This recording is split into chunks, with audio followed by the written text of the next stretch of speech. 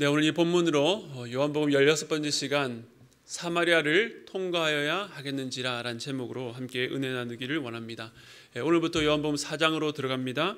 1장에서는 프롤로그라고 불렸던 요한복음 서론에서 서론 이후에 예수께서 세례요한의 증언을 통해서 예수님의 제자 무리들이 형성되기 시작했다는 것을 말씀하고 있습니다.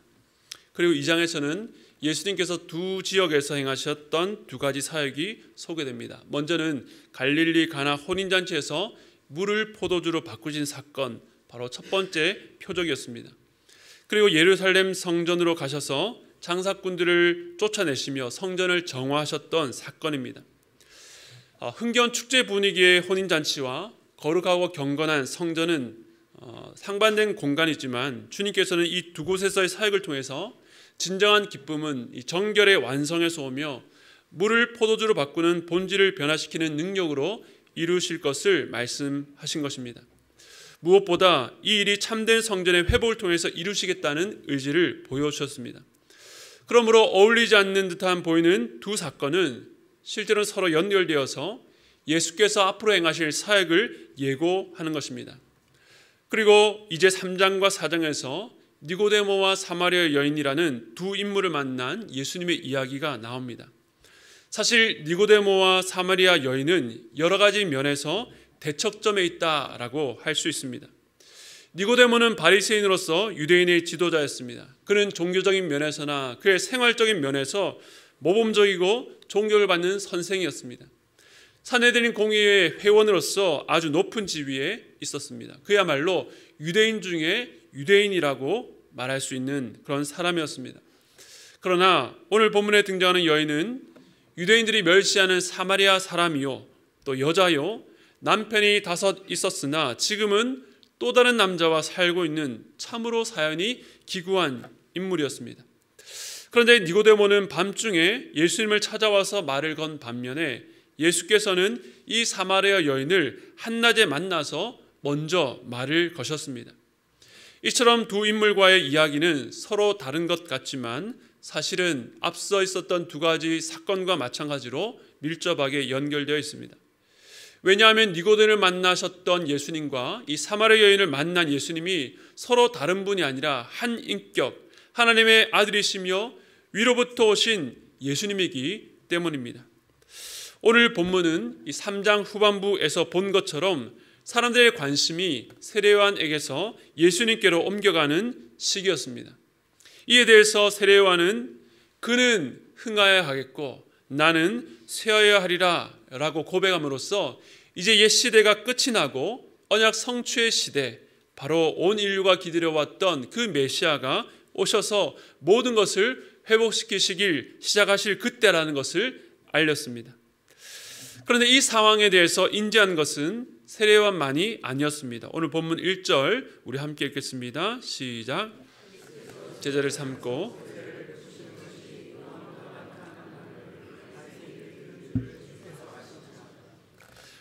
사람들이 예수님께로 몰려들어 세례받는다는 소식을 바리새인들도 전해 들었습니다. 그런데 다음 구절인 2절에 보니까 저자는 이 세례는 예수께서 직접 베푸신 것이 아니라 그의 제자들이 베풀었다라는 것을 굳이 덧붙입니다. 어떤 의도로 이것을 밝히는 것일까요? 아마 사도 요한은 예수님께서 옛 시대 사람이었던 세례 요한의 물세례와 구별시키는 한편 그 실체로서 장차 성령으로 세례 베푸실 분이라는 것을 알리려고 했던 것 같습니다. 이러한 변화를 바리새인들이 유심히 관찰하고 있었다는 것을 주님도 아셨습니다. 그것을 아신 주님께서 보이신 다음 행동이 3절에 나와 있습니다. 3절 함께 읽겠습니다. 시작. 유대를 떠나서 다시 갈릴리로 가실세. 예수님은 이 바리새인들의 움직임을 인지하고 유대를 떠나셨습니다. 지난번 세례요한이 세례를 베풀 때에 바리새인이 그를 찾아와서 경계하며 내가 누구인데 이런 세례를 베푸는지 물었던 것을 생각하면 그들은 예수님께도 결코 호의적이지 않았을 것입니다. 우리가 예수님의 공생애를 보면 주님께서는 결코 주변 사람들에게 떠밀려서 혹은 상황에 이끌려서 불현듯 자신을 알리시지 않고 항상 자신의 계획과 시간표에 따라서 자신을 알리셨습니다. 제자들에게도 마찬가지였습니다. 물론 예수님께서 자신이 십자가를 지시고 부활할 것에 대해서 이전에도 우회적으로 말씀하신 적은 있지만 십자가를 지실 때가 가까워졌을 때야 비로소 직접적으로 제자들에게 알리셨습니다. 예수님께서 유대를 떠나신 것도 그런 이유에서일 것입니다. 바리새인들에게는 세례요한처럼 이 변화 가운데 일하시는 하나님의 역사를 보는 눈이 없었습니다. 어찌 보면 단순한 예수님의 이동 경로를 언급하는 것 같지만 우리는 왜 예수님께서 유대를 떠나셔야 되는가, 그리고 왜 갈릴리로 가시는가를 생각해 보아야 됩니다. 예수님의 모든 행로에는 이유와 목적이 있기 때문입니다. 지난번 말씀드린 것처럼 갈릴리는 이방의 갈릴리라고 불릴 만큼 어떤 면에서 보면 더 이상 이스라엘이라고 할 수도 없는 땅, 예루살렘에서 떨어진 거리만큼 성전에 거룩한과는 거리가 먼 땅이었습니다. 하지만 주님은 고통받고 흑암 가운데 멸시를 당하는 그 땅으로 나아가십니다. 하지만 누구보다 예수를 환영해야 될 유대, 율법에 능통하고 그 율법의 수호자라고 자처했던 바리새인들의 움직임은 예수님을 유대에서 떠나가게 만들었습니다. 이처럼 주님의 은혜는 마음이 높은 지역에서 마음이 낮은 지역으로 흐릅니다. 모두가 예상했던 곳을 떠나서 아무도 기대치 않은 땅으로 흐르는 것입니다. 이제 그러한 주님의 은혜가 어디까지 흘러가는지를 오늘 본문을 통해서 함께 살펴보겠습니다. 우리 4절 말씀 함께 읽겠습니다. 시작. 통과하여야 하겠는지라. 아멘. 네. 오늘 설교의 제목이기도 합니다. 예수님께서는 유대를 떠나서 갈릴리로 가시는 길에 사마리아를 들리셨습니다. 그런데 사도 요한은 통과하여야 하겠는지라 라고 하면서 그 당위성을 매우 강하게 강조하고 있습니다. 헬러를 보면 이 데이라고 하는 조동사를 썼는데요, 이것은 영어의 must에 해당되는 단어입니다. 즉 반드시 그렇게 해야만 했다는 강한 의도를 표현한 것입니다. 그런데 당시의 어떤 정서로 보면 그 반대가 오히려 자연스러웠습니다. 즉 유대인으로서 사마리아는 통과해서는 안 되는 지역이었습니다. 어떻게 해서든 그 땅만큼은 회피해야 되는 땅이었습니다. 이것을 이해하기 위해서는 이 사마리아 지역의 역사적 배경을 알 필요가 있습니다. 이스라엘이 남유다와 북이스라엘로 갈라진 이후에 북이스라엘에는 끊임없이 악한 왕들이 계속 연속적으로 출현했습니다. 그래서 한 왕조가 오랜 기간 동안에 쭉 끌고 가지 못하고 계속 반역의 역사, 피해 보복의 역사가 계속되었습니다. 그 중에서 가장 악한 왕조로 불렸던 이 오므리 왕조 때에 이곳 사마리아를 새로운 수도로 삼았습니다. 그러다가 기원전 722년경에 아수르라고 하는 강대국에 의해서 북이스라엘이 멸망당합니다.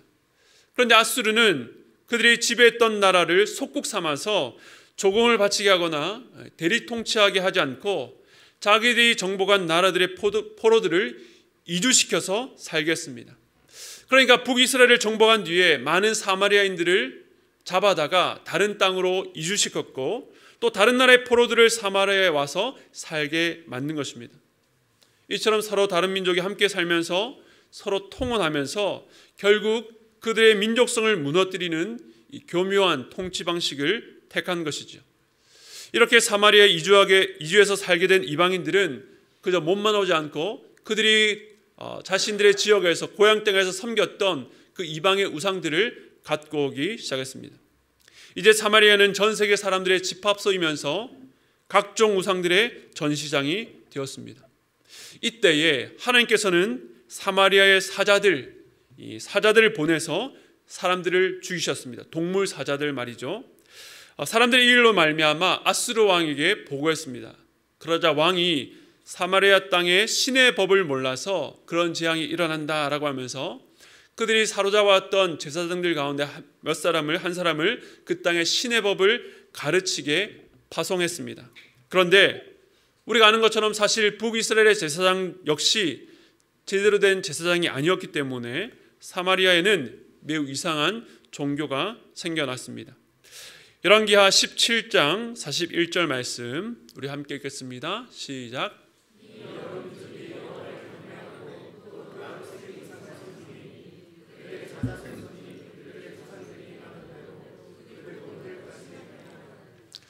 자, 이 사마리아에 서로 섞여 살던 이 잡족들이 여호와를 경외하면서도 또 그들이 섬겼던 우상들을 함께 섬기는 이 혼합주의적인 종교가 탄생한 것입니다.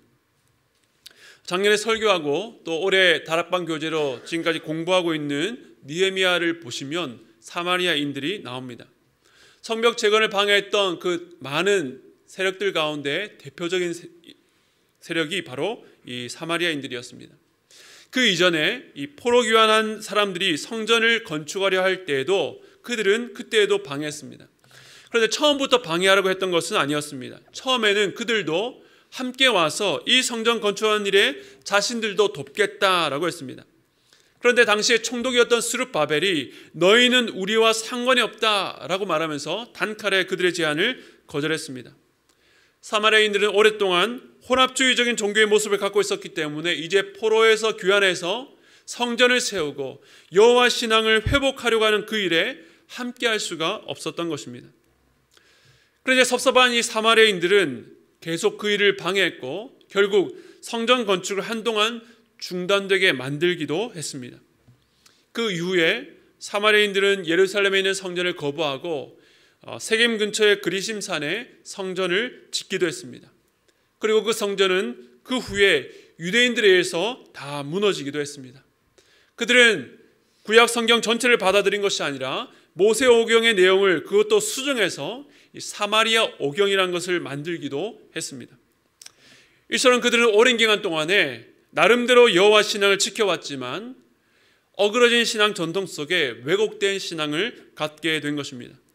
그러는 사이에 유대인과 사마리아인들 사이의 반목은 오랫동안 시간이 가면 갈수록 점점 더 악화되어서 이제는 쉽게 돌이킬 수 없는 그런 관계가 되고 말았습니다. 그렇기 때문에 유대인들에게 이 사마리아는 어떻게 해서든 통과해서는 안 되는 그런 땅이 된 것입니다. 이어서 5절과 6절에 오늘 본문의 배경이 되는 장소와 사건이 나옵니다. 우리 함께 읽겠습니다. 시작. 사마리아에 있는 수가라는 동네에 이르니 그 아들 요셉에게 준 땅이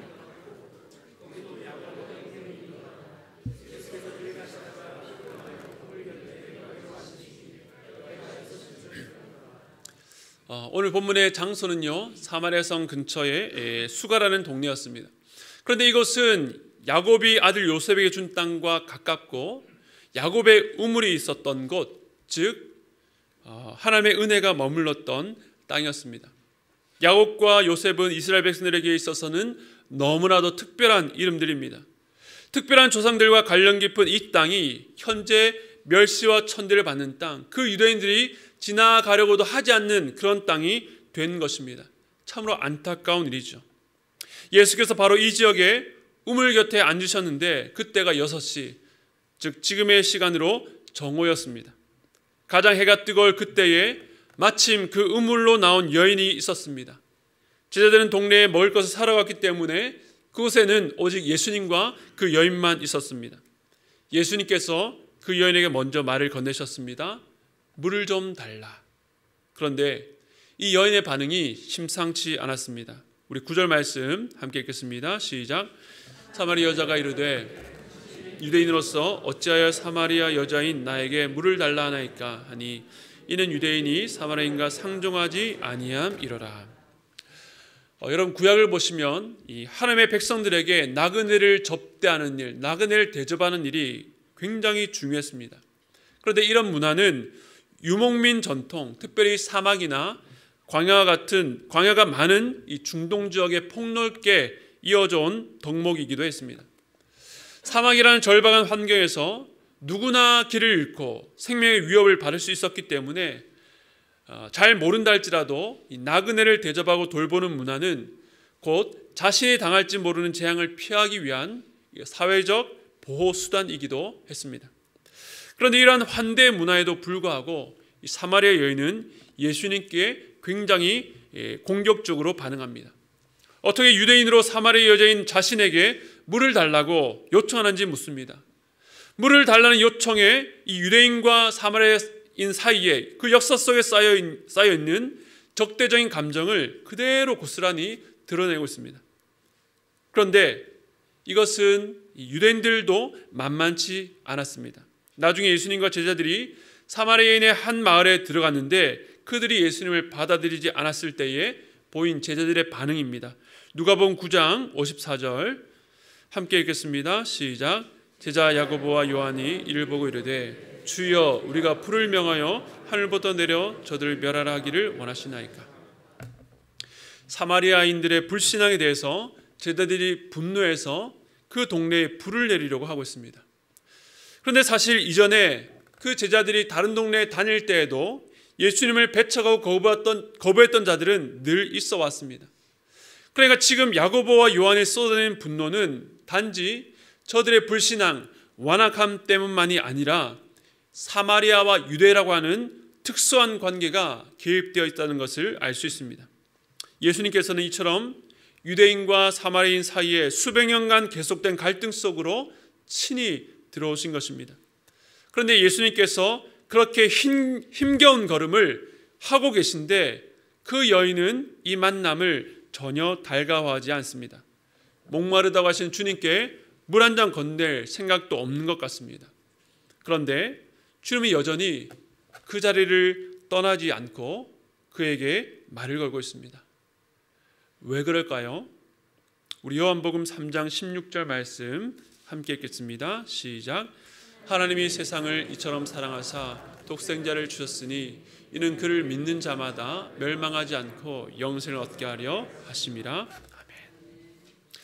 하나님께서 아들을 이 세상에 보내신 것은 세상을 사랑하셨기 때문이요 그 세상이 구원을 받게 하시기 위해서입니다.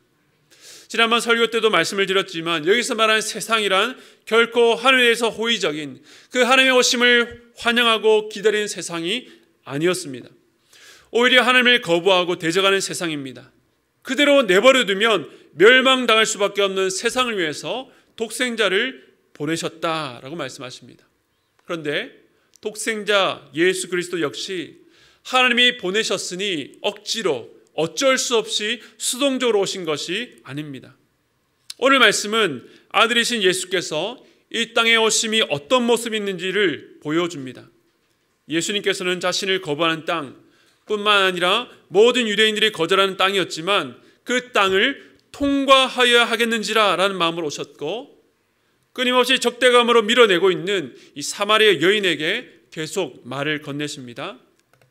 끝까지 다가가고 있는 것입니다. 오늘 본문에서 예수님의 마지막 말씀 속에 이 찾아오시는 예수님에 대해서 우리는 중요한 두 가지 사실을 발견하게 됩니다. 우리 10절 말씀 함께 읽겠습니다. 시작.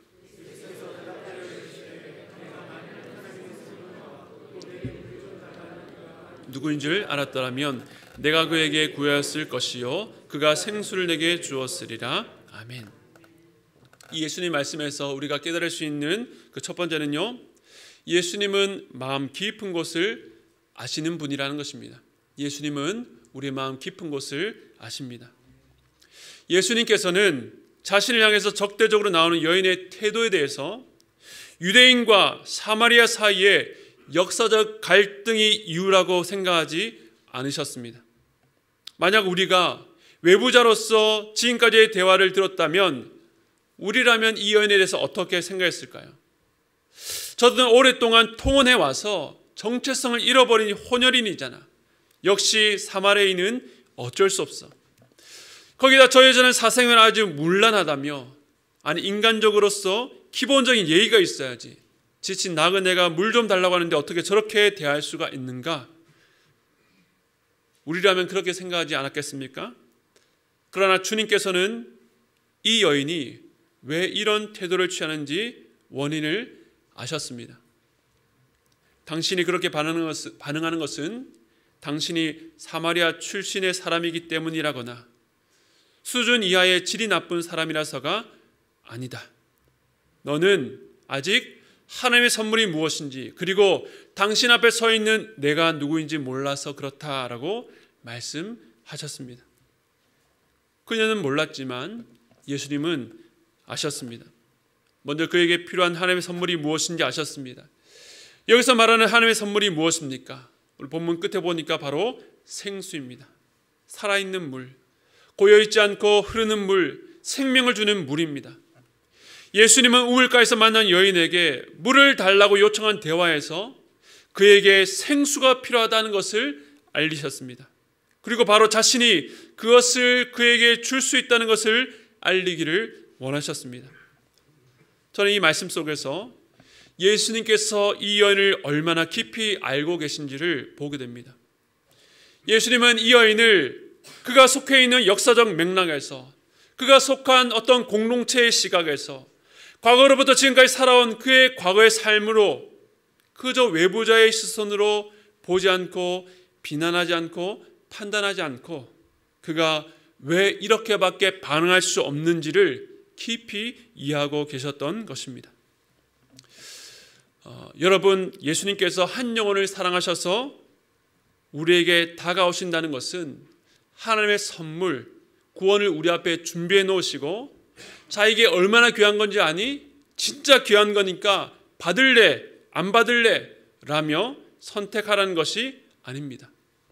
오늘 말씀은 하나님의 사랑, 예수 그리스도의 오심이 그 한 영혼을 향해서 얼마나 깊은 관심과 배를 갖고 다가오시는지를 보여줍니다. 우리는 하나님께서 우리의 중심을 보신다라고 할 때에 내 마음의 죄를 들추시고 본다라고만 생각합니다. 그래서 중심을 보신다라고 하면 괜히 뜨끔해집니다. 그런데 오늘 본문에서 예수께서 사마리아 여인의 중심을 보신다는 것은 그의 겉모습만을 보고 판단하는 것이 아니라 그 겉모습 뒤에 감춰진 그녀의 속마음 깊은 곳을 헤아리신다는 것을 말씀하고 있는 것입니다. 그런데 우리는 어떻습니까? 사람의 겉만 보고 판단하는 데 익숙해서 이러한 주님의 마음을 잘 이해하지 못합니다.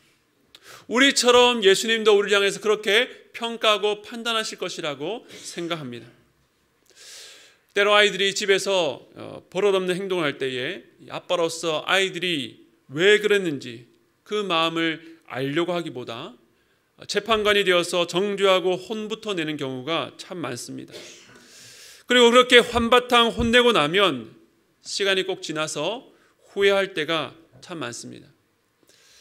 내가 왜 그렇게 급했을까? 왜 내가 그렇게 아이들한테 윽박질렀을까? 그렇게 생각해 보면 제 마음에 아이들의 마음을 살필 여유가 없었다는 것을 알게 됩니다. 내가 피곤하고 쉬고 싶다는 핑계로 아이들 마음을 찬찬히 돌아볼 여유가 없는 거죠. 그래서 얼른 결론을 내리고 문제를 해결하려고 합니다. 그런데 우리는 우리 자신을 향해서도 그런 경향이 있는 것 같습니다. 요즘에 한 주가 얼마나 빨리 지나가는지 모릅니다. 지자훈련, 수요예배, 성경 개관학교 하고 나면 금세 주말을 향해 갑니다. 저에게 주말은 이 주일 설교 준비로 늘 긴장하게 하는 시간입니다. 그렇게 빡빡하게 매주가 그렇게 정신없이 지나가다가 최근에 저에게도 약간의 침체기가 왔습니다. 여러분, 목사라고 늘 은혜 충만해서 언제나 기쁜 가운데 있는 것 아닙니다. 저를 긍휼히 여겨주시기 바랍니다. 제가 하나님 앞에 기도하는데 처음에 무엇 때문에 제 마음이 이렇게 무거운지, 무엇이 저의 마음을 이렇게 짓누르는지 그 이유를 몰랐습니다. 그런데 그렇게 기도하는 중에 제가 하나님께 도와달라고는 기도하는데 힘들다고는 기도하지 않았다는 것을 알게 되었습니다. 저는 힘들려고 할 때마다 스스로에게 이 정도는 힘든 게 아니라고 계속 스스로에게 말해 왔습니다. 경제적으로 어려운 시기에 생업의 현장에서 가족을 위해서 몸고생, 마음고생하고 있는 성도들에 비하면 힘든 게 아니라고, 여러 질병으로 어려운 가운데 있는 성도들에 비하면 조금 피곤한 것은 힘든 게 아니라고, 개척을 하고 5년, 10년이 지나도 성도가 모이지 않아서 힘겹게 버티는 그 개척교회 목회자들을 생각하면 그에 비하면 힘들다고 말하면 안 된다라고 생각했습니다. 그런데 그날 주님께서 제게 너 다른 사람들 비교해서 그러지 않아도 돼. 그냥 힘들다고 해. 라고 말씀하시는 것 같았습니다. 그래서 제가 어떻게 했을까요?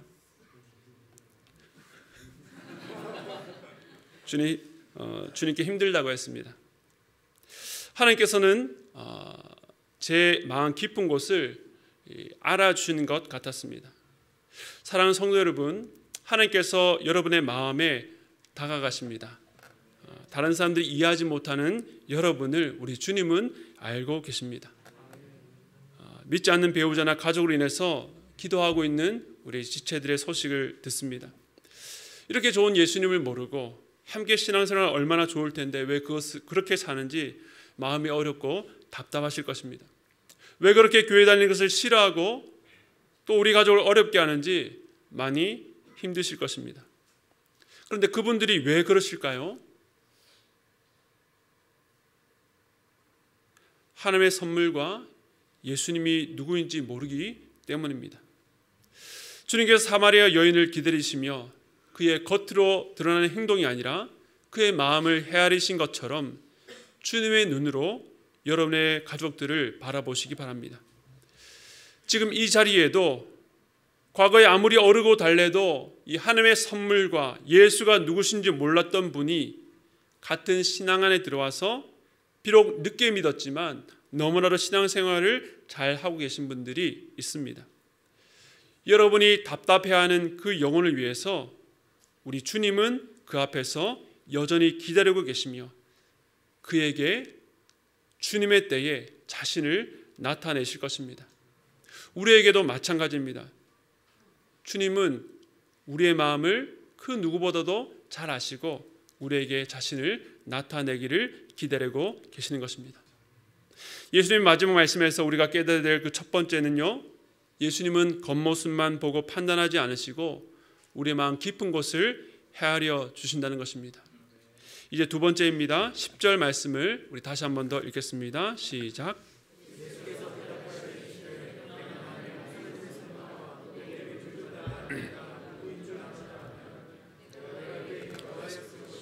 그가 생수를 내게 주었으리라. 아멘. 우리가 이 말씀에서 깨달을 두 번째는요, 예수님은 구하면 주신다는 것입니다. 예수님은 구하면 주시는 분입니다. 지금까지 기독교가 말하는 은혜가 어떻게 한 영혼에게 찾아오는지를 보았습니다. 사람이 찾지 않고 기대할 수 없는 땅을 향해서 예수님께서는 사마리아를 통과하여야 하겠는지라 의지를 갖고 뚜벅뚜벅 찾아가십니다. 사람이 은혜를 찾아오지 않고 은혜가 사람을 찾아갑니다. 반면 사마리아 여인에게는 사실 예수님을 만나고 싶은 기대나 목마름이 없었습니다. 그 이유를 몰랐기 때문이다라고 했습니다. 그런데 그것을 알았더라면 그저 주신다라고 하지 않습니다. 오늘 읽었던 본문 마지막에 뭐라고 말씀하셨습니까? 알았다면 구했을 것이요 그가 생수를 내게 주었으리라 말씀하십니다. 기독교는 내가 알았다고 내가 이해했다고 얻는 종교가 아닙니다. 알았다면 어떻게 해요? 구하라. 그러면 주겠다 말씀하십니다. 아니 필요한지 알게 되셨으면 그냥 주시면 되지 왜 굳이 구하라고 하시는가?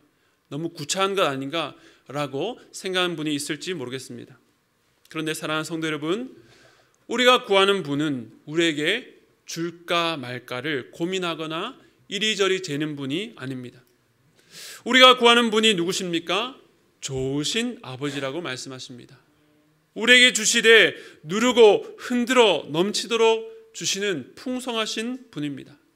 그렇다면 그 좋은 분이 우리를 향해서 왜 구하라고 하십니까?